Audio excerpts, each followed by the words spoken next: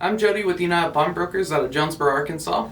Today I have a gun that is quite interesting and a little bit of an interesting video. This is the Franklin Armory Antithesis. So this gun was meant to be a non-NFA offering that gives you NFA style features. Unfortunately, by the time we got this, the ATF has already judged it as an NFA item. But before we send it back to Franklin Armory, I definitely wanted to take a look at it. And here we have that firearm. As you can see, it does have a buttstock and a vertical grip up front. And going through the unboxing part of it real quick, you get a really nice Franklin Armory hard case. And underneath the foam, you'll get the straps to hold in the firearm. And you get a little bit of a pamphlet, and it also shows the making of the lower receiver, and you get the rest of the owner's manual. Also, of course, have your cable lock. As you can see, it is not a 16-inch barrel, and it does have a buttstock and vertical grip.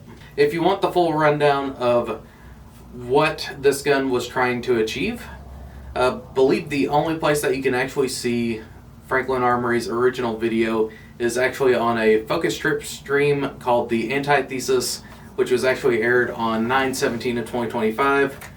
If Franklin Armory does not repost that, I know that video is at least on that live stream, and it is definitely interesting as they dissect it. So this gun, to not classify as an SBR, had a specific ammo designed for it. It is a polymer case that has multiple projectiles. The idea being, since it fires multiple projectiles at once, out of one cartridge, it does not fall under the NFA classification of an SBR. But this gun does still happen to chamber 5.56 NATO, which is where Franklin Armory kind of jumped the gun on getting this gun released. The 45 Long Colt 410 version of the Antithesis, which not sure if it is released at the moment, does not qualify as an NFA item, so you will be able to have these features on that gun without any paperwork. Of course, out of the box, they did have a not NFA label to try to prevent people from being confused about what this gun was, and you do have a Franklin Armory tag up front. But once again, unfortunately, this gun is considered an NFA item as of the timing of this video. To go over the features of this particular gun, this is the 7.5-inch barrel version, and this gun does not have the binary trigger installed. But for the furniture, it does have a BE5 Systems front grip, rear grip, and stock. The pistol grip is kind of a compact size, but overall gives this gun a really nice handy feel. You do have a B5 extended trigger guard as well. And for the trigger in the non-binary version, is a mil-spec style trigger. It does feel like it has a little bit better of a pull though. Of course, you have your standard bolt release on one side, and it does only come with a single-sided safety. It does cover a standard magazine release, forward assist, and charging handle are all standard as well.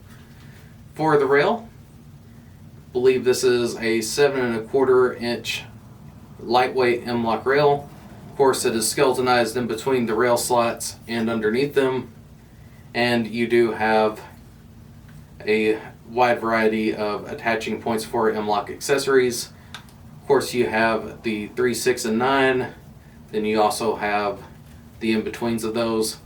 So quite a lot of mounting points for this gun.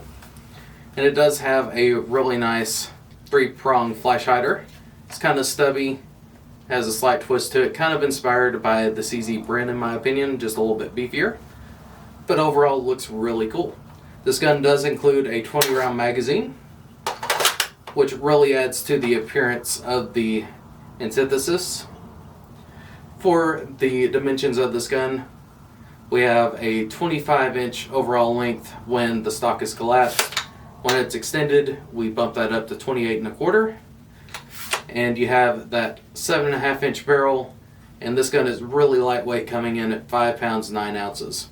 Hopefully things will change and we will be able to get these back in stock, but unfortunately for now, that is all we got. Thank you.